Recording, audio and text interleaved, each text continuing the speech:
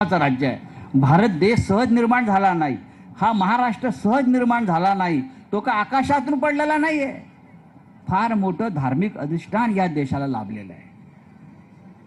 अनेक संत महात्मे पुण्यात्मे यांच्या तपस्येतून हे भारतवर्ष निर्माण झालेलं आहे। त्याच्यामुळे आता हा जो खोटं राज्य आहे, खोटं सरकार आहे, ते जाणार आहे।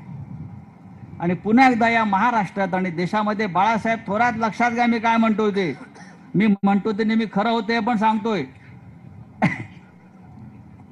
आणि मी या जागरूक देवस्थानाच्या साक्षीने सांगतोय, 100% या देशामध्ये आणि महाराष्ट्रामध्ये बदलाची प्रक्रिया सुरू झालेली आहे।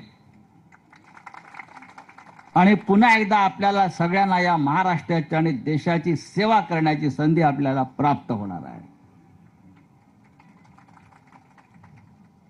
फार जागरूक देवस्थान आहे। मी देवळात फार कमी जातो। मी हिंदुत्वाचा सगळ्यात जास्त प्रचार करतो। हिंदू हृदय सम्राट बाळासाहेब ठाकरे यांच्याबरोबर सातत्याने 40 वर्ष काम केलेला मी माणूस आहे।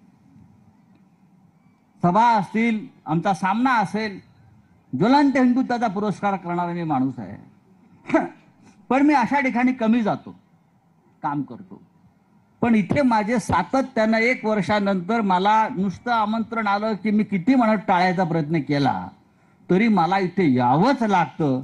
ही या देवस्थानाची ताकद आहे। आणि मी नेहमी सांगतो की शेवटी देवाच्या नावावर काम करणारी माणसं असतात। या माणसाने देवासारखं काम करावं तेव्हा देवाचं महात्म्य राहतं। या भागातली माणसं तसं काम करतात, ते तसंच काम करत राहू द्या। आपल्यामुळे हे राज्य आहे, हा महाराष्ट्र आहे आणि महाराष्ट्र धर्म आहे, तो तसाच टिकवून ठेवूया। आणि बाळासाहेब थोरात यांच्यासारखा एक बुलंद नेता या भागाला लाभलेला आहे। त्यांच्या मागे ठामपणे उभे राहा।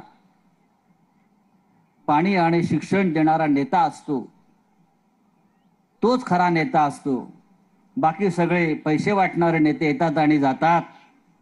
मी पुन्हा एकदा पुणेकर बाबा, त्यानंतर आमचे बबन महाराज, उमाजी महाराज पुणेकर, सगळ्यांचा आभारी आहे। तुम्ही मला इथे धरून घेऊन येता आणि इथे आशीर्वाद देवाचे देता।